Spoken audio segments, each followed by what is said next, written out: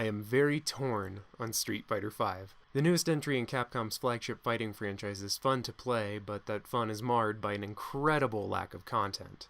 Yes, you heard me, an incredible lack of content. And yes, it does drag the game down that much, for me at least. Let's start with the presentation. Street Fighter V has some nice visuals. They're good, but nothing I would call stellar on the current hardware. Frequent clipping and some ugly textures on characters hinder the overall experience. The art style is reminiscent of Street Fighter IV, but with some slightly less exaggerated character features and more three-dimensional effects. I'm totally behind the look, even though I feel it could do with a bit more polish. Sound design is pretty basic. You've got your standard collection of impact sound effects, coupled with a surprisingly decent soundtrack filled with somewhat generic guitar riffs and plenty of faux adrenaline to get you into the right headspace. Moving on to gameplay, Street Fighter V doesn't disappoint. The action is probably the slowest in the series, but truth be told, I think it's actually a step in the right direction. Controls are tight, despite some wonky physics. Each character feels good to play and appropriate for how they look, and there's an emphasis on learning the fundamentals of combat this time around. It's probably never been simpler. You have several different fighting styles, weight classes, power levels, etc., the usual. Each character even has a little graph displaying their strengths, making choice of fighter easier than ever to suit your preferred playstyle. Street Fighter has never really been a series for the casual fighting fan, but if there were a jumping on point, I'd have to recommend... Well, Ultra Street Fighter 4 is only $25 on PlayStation 4, and this is where the review is gonna head south a bit further. Maybe even turn into a bit of a rant, we'll see. So you might be wondering, Eric, this game sounds great. It sounds like everything I wanted Street Fighter V to be. Why are you so split on it? Well, putting that fairly excellent gameplay aside for a moment, moving back to my earlier comment on content, this game has next to none. 16 fighters, 1 alternate costume for each of them, and 11 stages. That doesn't sound terribly light to begin with by today's standards, especially with 6 downloadable characters and possibly more on the way. But we're not done.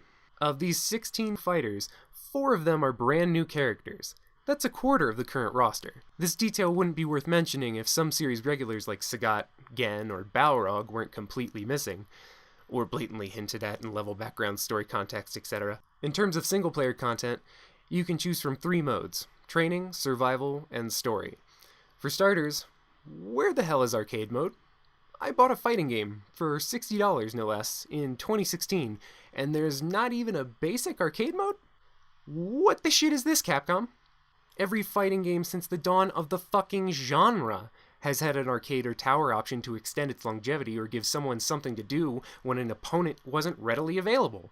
I understand in the age of the internet that I have online multiplayer to continuously feed me a string of people to whoop my ass, but I currently don't have the luxury of a solid enough connection to keep myself from flailing in a tar pit of latency. The least you could do is provide me with AI opponents to hone my skills on. Yes, I know I can do this in training, but it isn't the same. Survival isn't the same either, though it can be fun. Your health carries over between matches, and the number of matches is determined by difficulty, and you can spend points you earn on upgrades, or refill your meters between rounds. On top of that, the 6GB Day 1 patch assured my initial online matches were delayed for about a day or two, and I'm not really happy with it after playing it. You had 4 betas, guys. What the fuck? Once you find a match, you can't decline, so you're stuck with whatever you get. Adding on to that, the casual online fights only support up to 2 players at a time, as opposed to Street Fighter 4's 8. I'm not even done tearing into this thing. Story mode, story mode, story mode. What a pathetic bitch you are. I completed, in full, all 16 character stories in less than 3 hours. Each consists of 2 to 3 matches, or in the case of Lara, 4, I assume to show off this asinine costume and to prolong her absolute fucking annoying presence. That's great! Each bordered by a narrative sequence told through still images. Okay, the writing and voice acting are both atrocious. Every character is either cocky, brooding, or annoying as fuck, and they constantly go on about their strength or some quasi-existential nonsense pertaining to their goals, and none of their goals really revolve around a central narrative. There's like 8 plots going on, and I couldn't tell you how they connect, or matter, or even what the hell is happening half the time. The story is bare bones, even by fighting game standards, and really only serves to string you through a few insultingly easy fights to get marginally acquainted with each character. And look how fucked up some of these stills look. And before you give me the, but Eric, Capcom already said they're adding more fleshed out story and challenge mode in a few months. Yeah, that's in a few months. The game is out now. I gotta look at it as is, not how it will be. Honestly, if you're a Street Fighter fan and you want to play on PlayStation 4, I'd tell you again to get Ultra Street Fighter 4. At least it's complete at this point.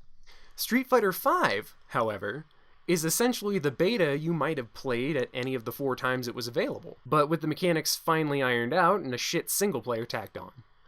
It's gonna get patched a lot, it's probably gonna get more than 6 characters in the future, and that's the problem. This game is gonna be significantly bigger, and while you'll be able to earn everything in-game or through free updates, the game as it is now feels incomplete. In a year or so, Super Street Fighter V or Street Fighter V Alpha or what the fuck ever will more than likely be around, and maybe that'll feel better. But as the game is now, it's severely lacking against its contemporaries.